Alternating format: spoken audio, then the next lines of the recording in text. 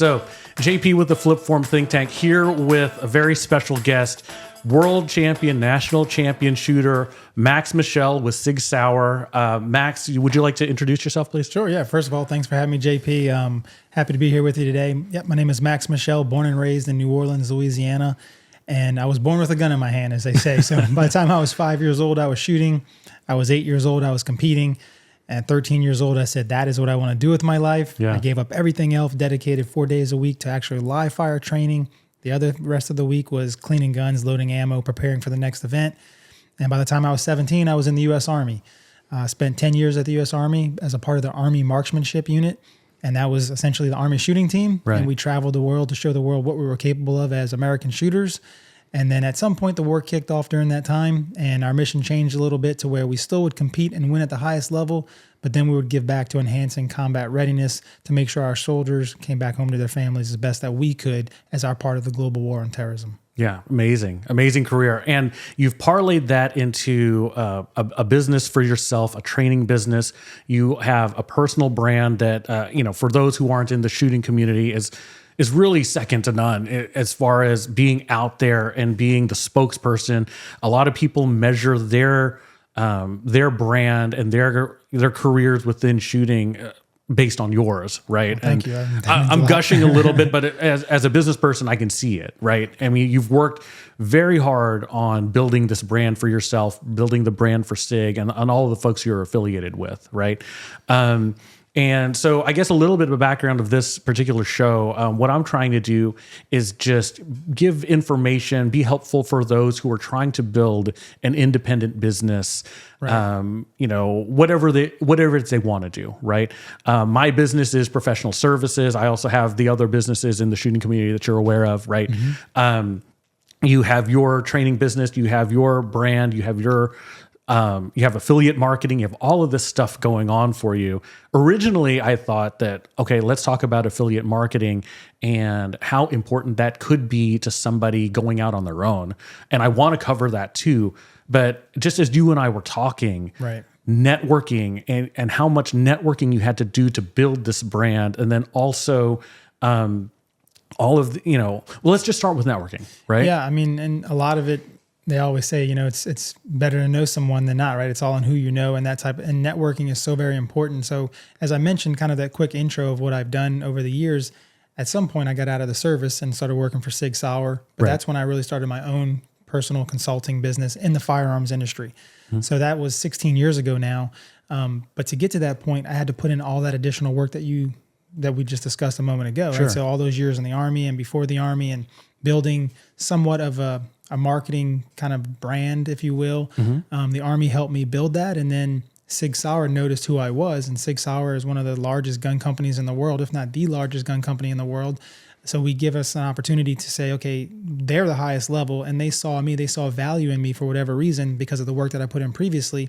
And then once I got to Sig, I had to continue to provide that value to them. And I felt like I would do that by growing my own personal brand. So if I was hooking up with law enforcement agencies and military groups and all these other folks, then I became more valuable to Sig. Right. So I wanted to continue to build my brand. And I look at it like this, I'm just a shooter. Not many people know shooters, but if I can become a brand within shooting, then all these other companies would want to associate with me.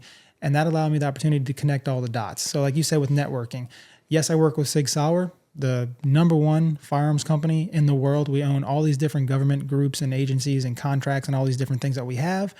Now I can connect the dots with other potential partners and sponsors. So other groups that I work with, they've been wanting to get in with Sig Sauer for some time, maybe haven't had an opportunity to do that. I can see that it's a great product. I use it. I like using it. Now I go to Sig and say, this is what I like. This is why I'm using it. Let's team up with these guys too. And before you know it, you have a group of folks that you're working with. And again, by having my brand and continuing to build my brand over the years, I become more valuable to the folks that I work with. But I would just say that, having the opportunity to work with all these amazing companies and treat myself as a brand, that was the very first thing that changed me. Because in my sport, and in any job, I think, or any field out there, you're looking for those separators. Right. You want to be different. What makes JP different from everybody else? What makes Max different from everybody else? I think number one, you need to be a good person. Sure. I think you need to be a hard worker, but you need to remain humble. I feel like if you remain humble, two things happen. Number one, you're never going to get outworked, right? Mm-hmm. So you always be the one of the best dudes in what you do, whatever it is that you do, because you're never going to get outworked because you're remaining humble. And also you're going to be the type of person that people want to associate with. Right. So to me, that's extremely important. If I can say, you know what, I know JP's working today, I'm going to go work twice as hard. I'm going to continue to work at my craft so that way I can be at the highest level, essentially always acting as if someone's bigger, better, faster, and stronger than you. Right. If you do that, you'll never get outworked, and you'll always be the type of person somebody wants to associate with. And typically, that's a formula for success. People want that. And then from there, it's continuing to just grow that networking, as you said, as you get to go through the process. Yeah. Well, and I think, going back to the building the brand aspect, clearly hard work is part of your brand, right? That's one of the brand voices that you have. I'm a hard worker. I'm a good dude. People who are on the range with you, they know, right? But one of the things I tell people when they're starting to build their brand and go out on their own and do these types of things is that you also have to be good at what you do, right? Mm-hmm. And part of your brand is, for those who don't know, national champion, multiple time national champion, world champion, Guinness World Record holder, all of these things, right? And I think that all of that hard work, that you put into it, that is also starting to reap benefits for your brand, right? Because not only are you a great person to be around, right? But you're also one of the top shooters in the whole world, right? Of all time, maybe, right? And so that, the skill also parlays into your business, right? Yeah. So, and I think it's important for people who are starting their business, you have to find what you're good at, right? Mm-hmm.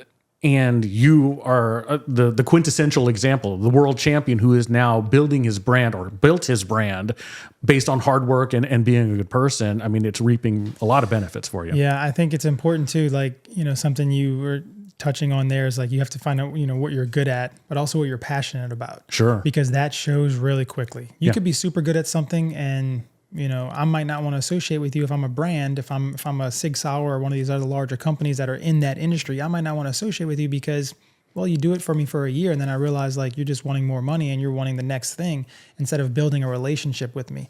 So I'm so passionate about what I do. I would do it. I won't tell this very often, but I would do it for free. Sure. Because a lot of my buddies tell me like, hey, you've already won all these things. You've done all this stuff in your career. You've trained all these elite personnel across the world. What else is there left to do? Why don't you just retire? And I'm like, okay, well, if I retire, I'm going to do the same thing and not make any money. So, may as well make money, right? Might as well make money because I love what I do. I'm passionate about it. You've trained with me on the range enough to know like it could be super hot. I can be, in having 20 students on the line that I have to run and I'm dialed in. I am ready to go for the next drill because I love it. I live it. So I would say find out what you're good at, have that passion to help drive you toward that. And then everything else starts to fall into place from there. But having that ability to network with people is so extremely valuable. The one story I wanted to touch on with regard to networking is how grassroots you started, right? So let's rewind back to the part where you're 13. You're in high school, probably a freshman in high school, right? Yep. And I know this, but I'll let you tell the story about how you were so like you had it in your mind that you wanted to be part of the Army Marksmanship team. Okay. How did you get on their radar? Yeah. So I first met those guys when I was about 13 years old at a competition. It was the Area 5 Championship. The country is broken down into 8 separate areas. So you have your national championship, your area championship, your state level. So this was a pretty big championship for the year. And I bumped into the Army shooting team. They were wearing their black and gold uniforms and they just looked awesome. They were just crushing everybody on the range and they were good people. And I thought, that is exactly what I want to do with my life. I no longer want to be an NBA player, an NFL player, and I wasn't big enough or good enough for those things anyway. But shooting I had a knack for. And I said, that's exactly what I want to do. So to get to that level, I decided to dedicate my entire life to it. I gave up everything else. Football, baseball, basketball, track, everything, all the travel ball stuff, gone. And I dedicated fully on shooting. And at that point I was going into high school and I had 2 choices. One high school was kind of the jock school, whereas football, baseball, basketball, it was known for all that. And that would have been an incredible life. That's what my kids do. My kids right now are doing high school sports. It's awesome. Right. But then the other side of it was there's another school here that didn't have any of that. It was like maybe swimming and golf and tennis and wrestling and things that I wasn't really interested in. But the beautiful thing was it was 2 blocks from my gunsmith. Nice. So I was like, okay, I'm going to go to that high school. Every day at 2:10 when I get out, I'm going to walk 2 blocks and I'm going to sit down and work with my gunsmith for 2 hours every day. And my dad would pick me up on the way home from work when he was getting home from work. And then we would go to the indoor range and train, or we'd go home and dry fire or whatever. But I was learning about the firearms. So at a young age, I decided that's what I wanted to do. I'm fortunate and blessed that I found what I love to do at such a young age. But I said, okay, that's what I want to do. That's a school I'm going to go to because that is going to help me get to where I want to go. Back then, all I was thinking was I wanted to be in the Army. I wanted to be an Army pro shooter, and I was going to do that for 20 years and retire at some point, and who knows what happens next, but that is what I wanted to do at that moment. That was my NBA. That was my NFL. That was my MLB. I wanted to be a pro. And that's really the only way to be a pro in my sport was to go that route at that time. So I did that for a couple of years with my gunsmith there, and when I was 15 or so, because my gunsmith was connected with a company way back in the day, as you remember, as STI, based out of Georgetown, Texas. Now they're Staccato, and I'm not sure exactly. Maybe they're based in Georgetown still, but I don't know where they're based, where their home base is now. But but back then it was really cool because then I had an opportunity. My gunsmith stuck his neck out on the line and said, "Hey, this kid's been here. He's been working his tail off." He talked to the STI owner, and that guy gave me a summer job, so I was able to go to STI in the summers and work. I didn't know you worked at STI. Dude, just doing whatever they didn't want to do. Like deburring triggers, cleaning bathrooms, didn't matter. I was there working at the company, again, learning more about products. So that way I can be better at a later point in my life and working hard, surrounding myself with the right people, going to the different matches where I saw, kind of going back to your question, I wanted to be on the Army shooting team. I was making myself different. I was making myself more valuable, making myself, oh man, this kid's super mature for such a young age. That's what I was trying to do. Build that brand even back then. So I would go to all the matches where the Army shootings were. Whoever was on the Army shooting team, I wanted to know who they were, what matches they were going to be at, because I wanted to go shoot against them. Not to just beat them, not to say I beat you, but to say that I'm here and I want to be a part of your team, and I really appreciate and love what you guys are doing, and I can be that next person for you. That's amazing. Well, and the anecdote that I really like that you haven't mentioned yet, I don't want to steal your thunder, but you hounded them, right? I did. How many years of hounding them at matches? Yeah, so it was at least 3 or 4 years where I was like tugging on their shirts, patting them on the shoulder. Hey, remember me? You remember me? I would get their schedule, and I would go to all their matches as best I could between Louisiana, Alabama, Georgia, Florida, Texas, kind of in that southeast, kind of running around wherever they were going to be. And yeah, back then they were kicking my butt all the time. Sure. But they were like, whoa, this kid's getting pretty good. And they almost saw me grow up. So then they felt like hey, I can mentor this guy. Right. I've been knowing him since he was 13 years old, and he's very dedicated to his craft. He's very dedicated to the sport, and he's a good person, and he's doing the right thing in school, and he's not getting into trouble. So it's almost like they took me under their wing and said, yeah, we're going to hire this kid and we're going to make him a world champion someday. Well, I think it's so important for people who are going independent, trying to do these things on their own, right? To understand the dedication you have to clearly to your craft, right? I mean, you've been doing this forever, essentially. Yeah. But on the networking side, it is so hard to continue to network and meet people and try to get your name out there when you're not getting a lot of traction, right? And maybe it was easier to handle when you were younger, but I can tell you that, for a lot of folks that I talk to trying to be, launching an independent business or, just new in business, trying to find clients, it's hard. You knock on a lot of doors, they don't answer, they don't open, but you have to keep at it, and just the more connections you make, the more real people that you can talk to and make those relationships with, right? That's where, you're going to see the fruits of your labor come out later, right? But you had to put the work in, and you did, right? I mean, you were 13 till when, 17 before you made the AMU? Yep. I mean, gosh, that's 4 years. And fast forwarding now, when I feel like I'm still building my brand, by the way. I'm always trying to perfect things. I'm always trying to network and find more people, but things take time, and like you said, you don't quit, you don't stop. I don't care how old you get, or you don't quit, you don't stop. You always stay driven and focused on whatever your goals are. Because if I can kind of fast forward through all my Army life, through all my SIG life for the most part, and then now I'm training, I'm doing a lot of law enforcement, military work, but the more and more people you meet, you no longer have to advertise anymore. It's like, this guy by word of mouth heard that Max trained this unit, and now this unit wants to get that same level of training. So they call me and boom, I'm there. So it starts to work and spread so much, but it's funny how it works because, like, for instance, the US Marshals Special Operation Group, I've been working with those guys for a while now. I'm proud to say I'm their coach, one of their coaches to help them in their training side on the pistol work. in the firearms work. And I had been working with that group for a number of years before that even became a real contract. Okay. So like their commander at the time, I was working with him for several years in the background and maybe some of their senior instructors. And then before you know it, it's like, now it's a real contract. Now it's a real thing. And then you start working with other agencies because they see you working with this upper elite group.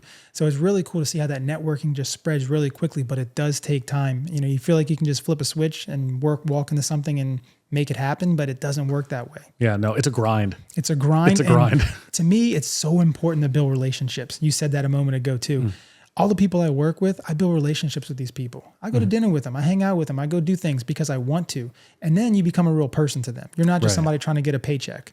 You know, and that's important that you create relationships because these are people you're going to spend a lot of your time with anyway. It's your extended family, some of the folks that you're going to be working with. And if they leave and go to another company, what are they going to think of? Oh, I need to work with Max because I'm doing this new project. We need to bring Max in. We need to bring him in. So that's, to me, it's so important. If you can, as you're building your brand, find out what you're good at, what you're passionate about, start creating relationships and networking. Make sure that you're different in a way that whenever they think of something, for me in my world, if somebody creates a new product and they think of something or they think of who should we get to promote this, it's a no-brainer. I want them to think of me. Yeah. You know, my winning is part of my brand, as you mentioned. I was very fortunate to win a lot. So I'm known as a winner, but I'm also known as a person that, you know, that these guys want to associate with. So, hey, on and off the range, I'm the guy that I want you to think about. If it relates to training, if it relates to speaking engagements like this, right, whatever it could be. Like I just got an opportunity recently to go to a college. I'm going to be speaking to a large group, you know, about performance, not just firearms and shooting and things like that, but just high level performance. So it's, you start opening up all these other doors because of the relationships that you build and create today can really mean something even more down the road. And as you separate yourself and as you become different, for me in my sport, I was one of the very first, I won't say I was the first because I have a mentor in the game too, but I was one of the first people to treat myself as an athlete because as you know, we're a hobby sport. Right. How many people really do it for a living? I don't know, a handful? Yeah. You know, I'm talking to one. Yeah. There's not many of us. Yeah. But I treat myself as an athlete and I treat myself as a business.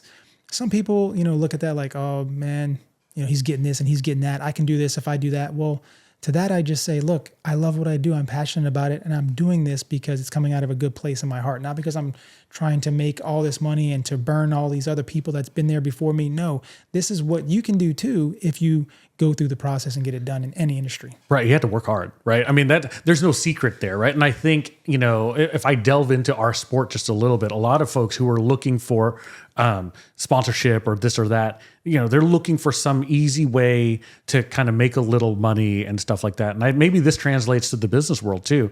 You know, sometimes people have side hustles as an easy way to make money, right? Mm-hmm. But if you want to go pro, you want to go indie, you want to do this as your primary thing, you have to go hard. Yep. And that's what you did. You got to go hard and you got to sacrifice. Yeah. Everything else has got to go. Yeah. Laser focused, 100%. Everything's in. I'm all in. My family's all in. We're going to do this and we're going to do it the right way. That's super important too. Family, right? I mean, I just did a show on this. It is infinitely terrible if your family is not with you, right? So, you know, how has your family support been through these 16 years or more than, right? Yeah, I couldn't do it without them, right? I mean, especially my wife. I mean, wow. I mean, she went to school. She went to Auburn University to be a nurse, and she was a nurse for some time. We have 3 children. When we had our 3rd child, we had to make a decision. Hey, do we continue to grow the Max Michel business and everything that surrounds that?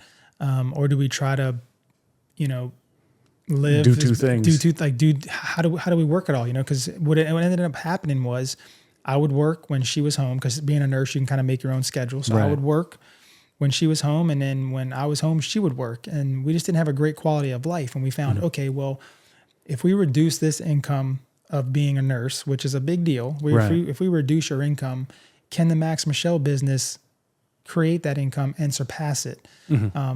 And we do it together. That was also very important to make sure that she was a part of the business and part of the process. Still to this day, just yesterday, we're sitting down with a calendar. Hey, how am I going to do these 3 classes and not miss this football game or this cheerleading program or whatever it is? And then how are we going to handle the things that you want to do? My wife is very much involved in Airbnb and business side of things that way, and she's doing great with that.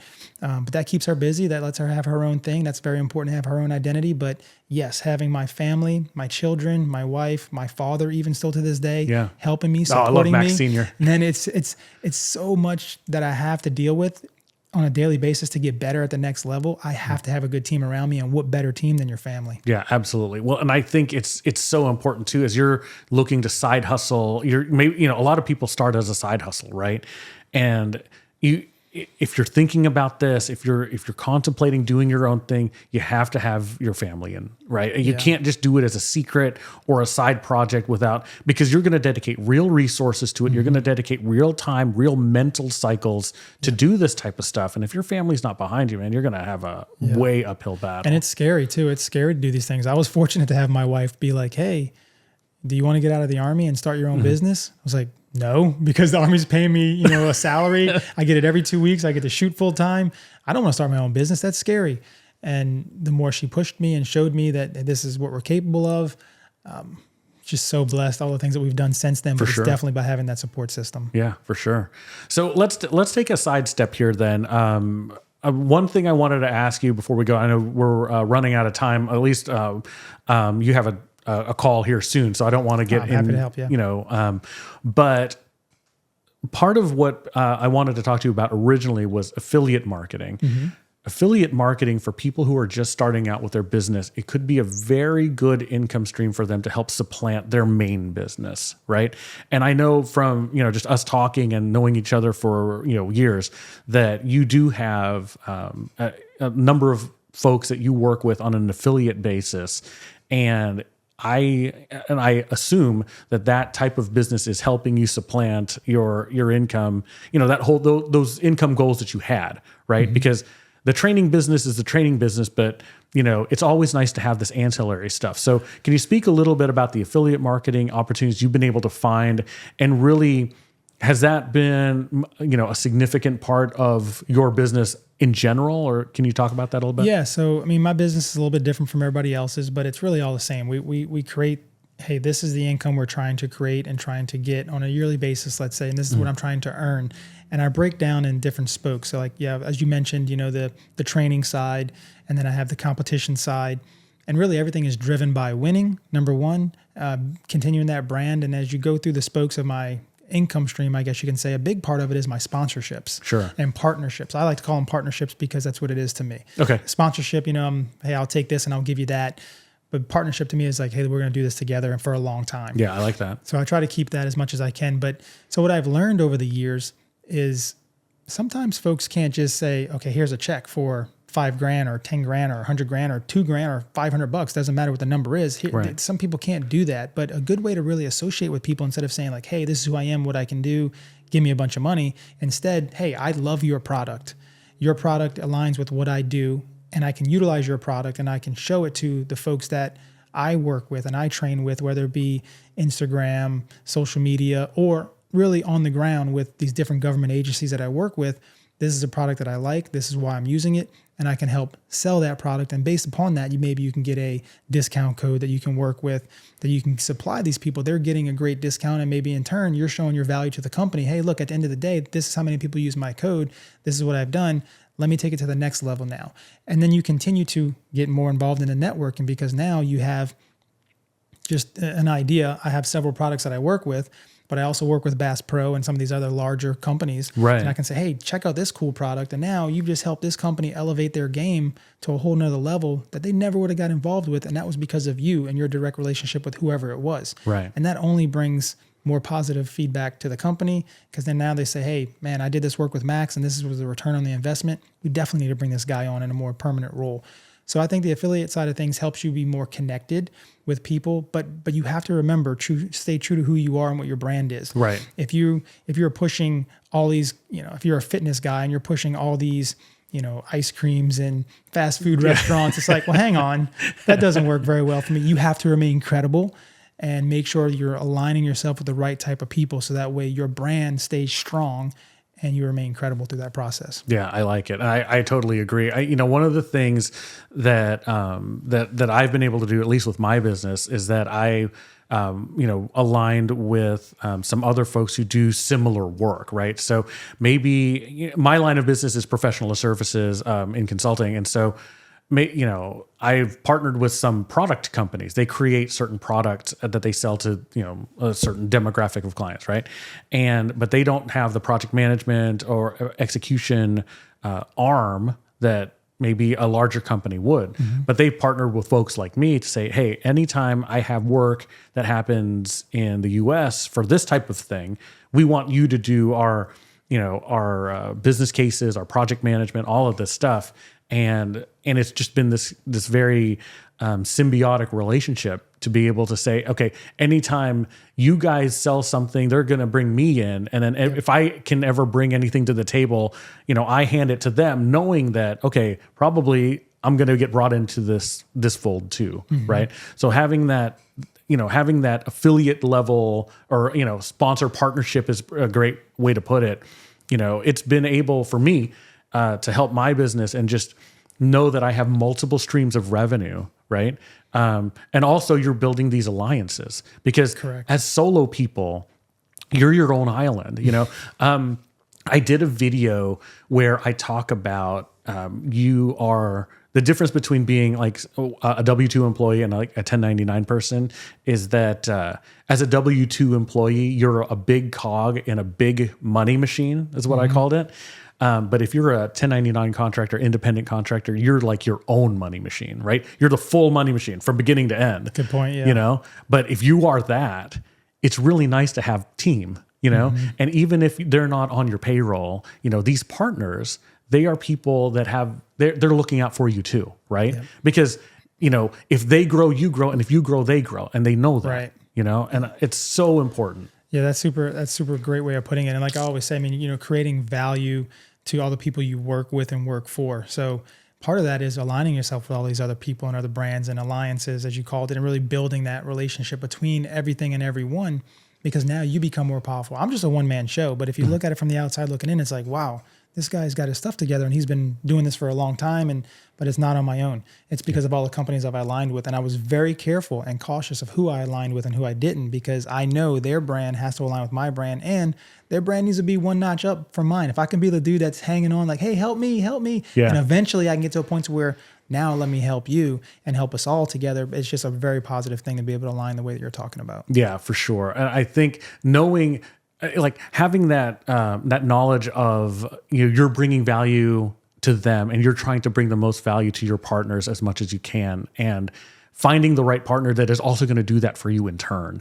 That's huge, because it is so easy to find people both ways, right? That are just going to ride the coattails forever and not do anything, or they're going to try to ride your coattails forever and not do anything, right?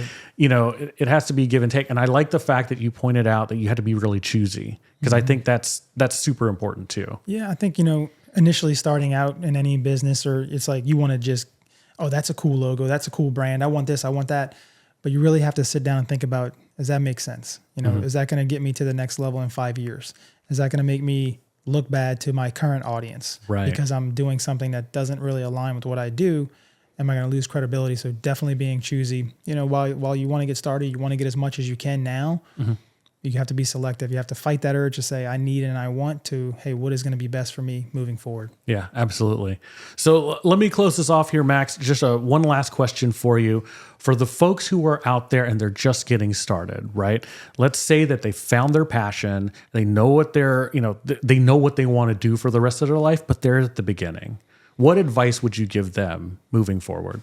I would say if it means something to you, then it's worth it. Go for it. So work hard, do the best that you can with whatever it is that you have now. You don't need, if you're just starting, don't think that you need, let's say you're just starting to become a videographer, right? Or a photographer.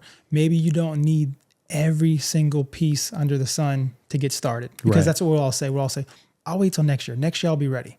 Yeah. Next year, if I just get this and this, I'll be ready. And then 10 years goes by and you're in the same spot. You're still waiting. Yeah. So if I could just say anything, get started. Get started. Look, when I first started shooting, I was not a world champion shooter. When I first started shooting, I was a brand new guy, right? Trying to learn. So go through the process. You and I talked about this for your podcast. Go through the process, learn. You're going to make mistakes. My wife tells me all the time, it's time. It's time to do this. I'm like, yeah, but if I can I can be perfect if I start next year. Doesn't work that way. You have to go through the process, make mistakes, learn from the mistakes, and you'll be that much better because of it. So if I can give any advice at all, if there's something you're passionate about, something you love, get started now, and you'll figure it out as you go. We all do. Yeah. Well, and I think we may agree on this one too, right? You're never ready. You're never ready. Were you ready to have a kid? I wasn't ready to have kids. I mean, our kids are old now. They're like, I'm still not ready. Right? Right. But you learn as you go. Yeah, absolutely. And I think that's the key. You have to have that open mindset too, that you go into it knowing you're never going to be ready. You just got to make the jump. But you always have to have that open mind to learn too. Yeah, I look at it like, from the shooting standpoint, because I always bring it back to that because I'm a gun guy. But I go back and watch some of my videos from 30 years ago and I'm like, oh my gosh, who is that guy? And even 5 years ago, my game has evolved and changed. As I've already had several national and world championships, everything's always evolving and changing, but you won't know how to evolve and how to change until you go through the process. Get a mentor. A mentor is great.